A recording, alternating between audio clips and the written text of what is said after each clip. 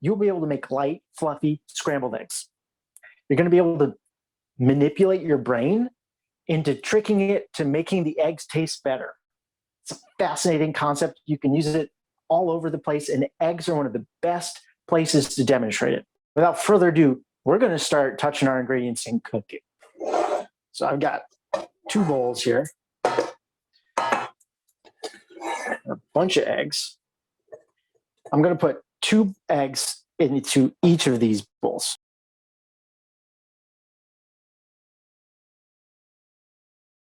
You may have noticed the way I'm cracking these eggs is by hitting a flat surface rather than the side of the bowl. When you crack your eggs on a flat surface, you dramatically decrease the chance of getting a chunk of that egg breaking off and falling into your bowl. We've got our 4 eggs here. In one of these, I'm going to do the one on the right, I'm going to add some salt. For those of you who have salt options, I recommend a fleur de sel. It's a nice big crystalline salt with some good moisture content to it. So we've got these 2 bowls of eggs. I'm going to take my whisk. I'm going to whisk up this first one, which does not have any salt added. If you don't have a whisk, a fork is fine. Angle the bowl so it pulls at the bottom, and then going back and forth is going to get you more action for your effort than if you do it like this, and especially if you go in a circle. Circles are one of the least effective ways to use a whisk. Back and forth is much better. And if you've got something with a higher volume, you want to go in like a figure-8 pattern. I often find it's easier to think of it as just doing it Z's, and that gives you the best coverage. But here we've got a good size bowl and only 2 eggs. So we angle it, and we just go back and forth. I'm specifically doing the one without salt first, so we don't have any cross-contamination across our examples. Now I've got the other bowl here. It's going to go back and forth.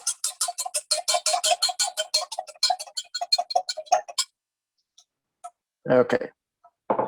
So we are literally going to just let those sit. Actually, I might whisk this one a little bit more.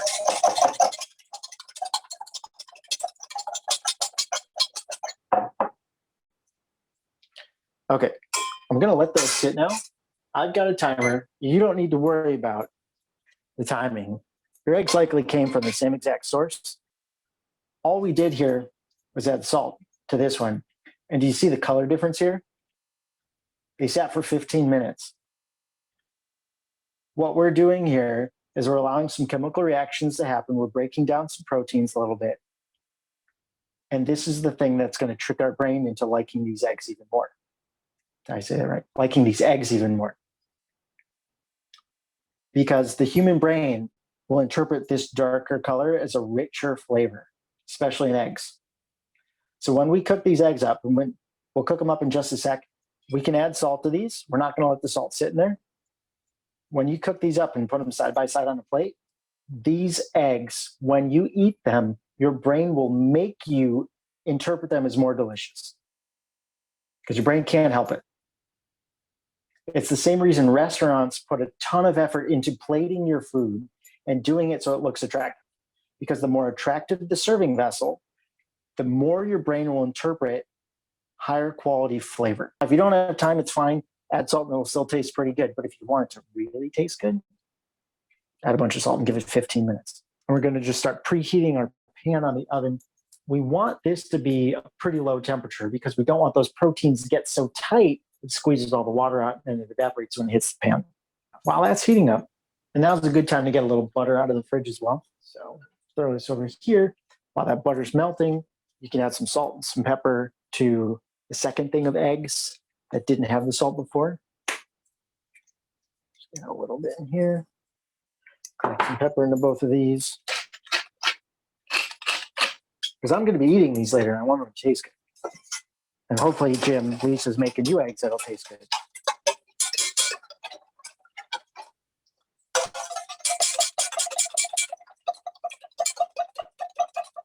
What we're going to do is we're going to cook these eggs up in separate batches, throw them on a plate, and then we're going to be able to compare them side by side in a little bit. Now, when we're cooking eggs, things move quickly, especially scrambled eggs. My butter's basically ready already. the eggs that did not have the salt added early. We add them. We want the temp on this pan pretty low still. And what's important for scrambled eggs, you basically want to constantly move them. And my heat's even a little high right now, so I'm going to turn that even lower. So as we're doing this, one thing you want to look for is that you don't wait until the eggs look totally dry. You want a little bit of moisture still. You want to look slightly wet, like this. That's actually done. So I'm going to throw those on the plate, set them off to the side. I'm going to get a little more butter so I can cook my next batch of eggs. But you saw how quickly those cooked up. We want to take them off the heat when they're still a little wet because the eggs are still cooking. They still have residual heat that causes them to keep cooking even after we take them out of the pan. So I'm going to throw a new thing of butter in here. Slide it around. I'm throwing in my second batch of eggs right now. These are the ones that had the salt in a little early. And the reason we're doing multiple batches tonight is it also helps train your brain to recognize the difference in these foods and recognize your preferences better. If I had you make eggs once a week for the next 3 weeks, you wouldn't actually retain the information and you wouldn't retain your preferences between these different types as effectively as you're going to have tonight because I'm having you make them 3 different ways all at once. So these are already almost done. A little bit of wetness and done right there. You can still see that they're looking a little wet.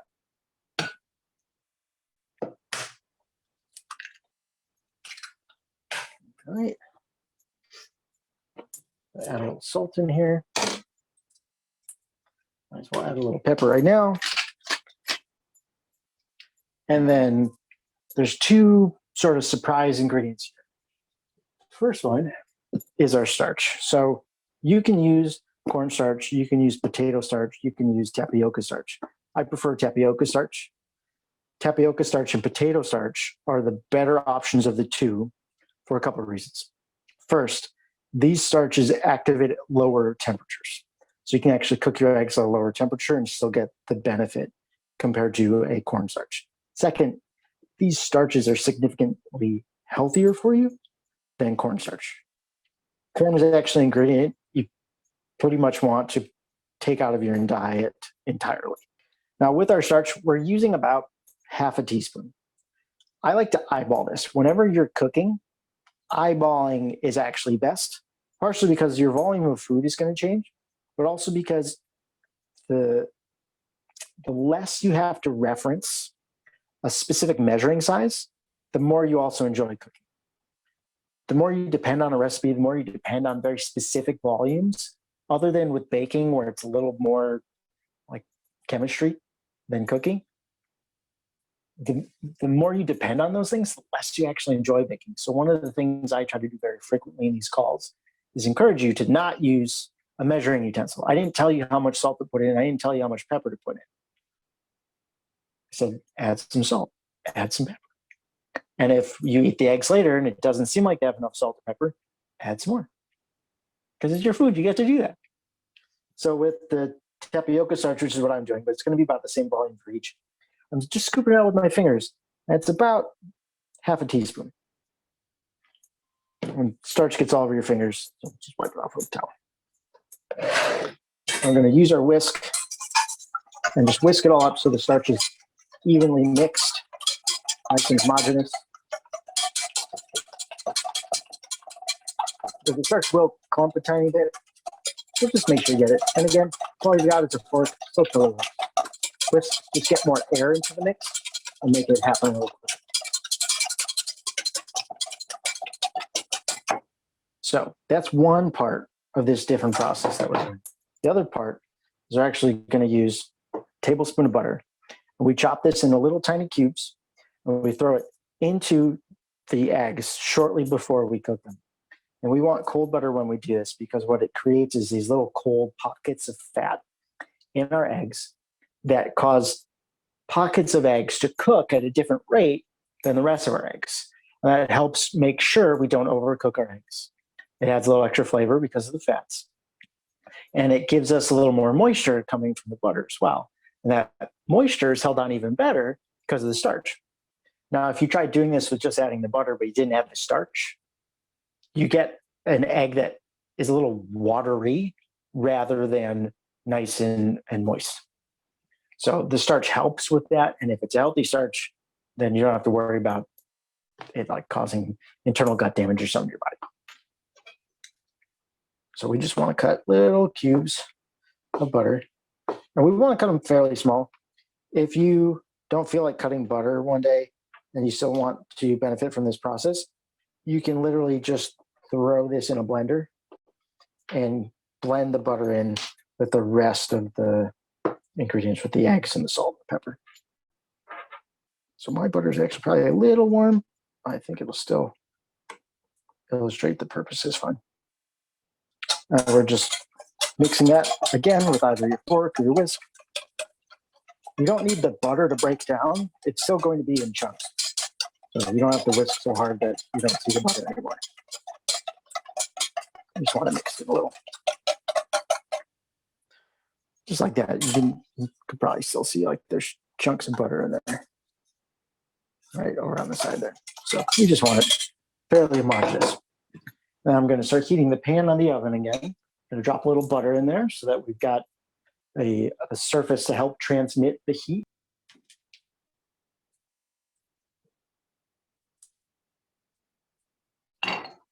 So this is something cool with butter too. I don't know if you can hear that. I'll try to make a little closer. That bubbling noise, that's a sign that there's still a little bit of water left in your butter.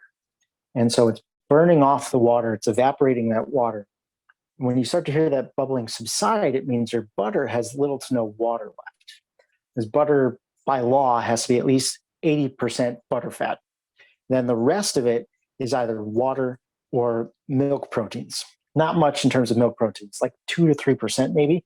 So you usually get something like 17, 18% water in your butter, and you want to cook that off, partially because it reacts differently with your food than you really want. Butter, the fat of it, helps brown your food. The water doesn't do that. The water steams your food. So I've got my eggs here with the butter and the starch in them. The starch and the salt that I added is going to help keep the proteins from squeezing each other too much and allowing these eggs to hold on to a little more moisture. And partially because of that and some other science I didn't go over, we also get fluffier eggs at the same time. You don't always have to cook your eggs this way, but now you've got this in your tool belt. If you really want to impress someone, if you really want a lighter, fluffier egg, you know exactly how to do it now. And there's ways to do this without using starches or butter, but it takes like 20 minutes per serving. And if you like your eggs really dry, I don't recommend it, but you can cook your eggs to that stage. It's harder when you make them this way because the starch is in there and you've got the butter. If you like your eggs super wet, like this is technically done right now. You see how liquidy that is. In some restaurants, that's how they will serve scrambled eggs, and it's totally safe right now. It's just how wet, how done you like your eggs. So I like mine slightly more done than this, but not much. Okay, for me, I'm going to call this done.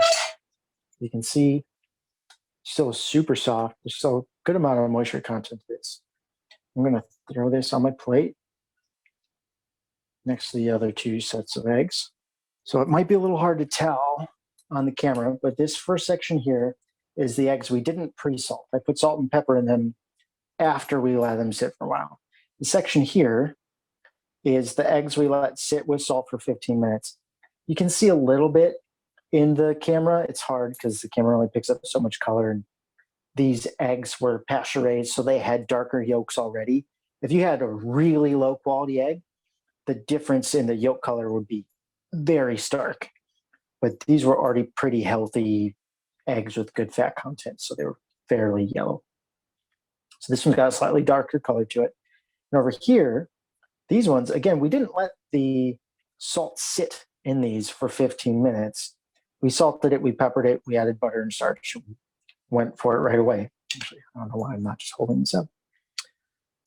But we can see there's a color difference across these. You can still tell on the camera a little bit that this one's a little darker. You can kind of see this one is the rubberiest of the bunch. You look at these other ones, they're kind of flaky, they're still pretty moist. This one, especially this chunk right here, like you can see that it's the toughest of the bunch. This one, cooked just like the other ones, but with slightly different ingredients, the fluffiest, the lightest, and the moistest of the bunch. So that's scrambled eggs, 3 different ways.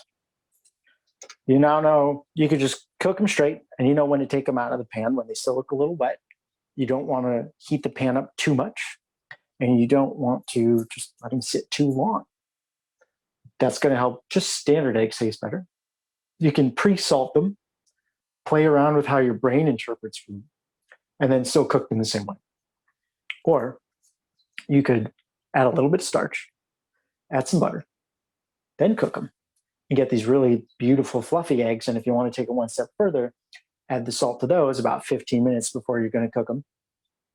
Don't add the butter until right before you cook them, but add the salt 15 minutes before you're going to cook them.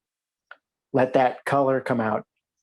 Then make those starched, buttered, beautiful, fluffy, moist eggs.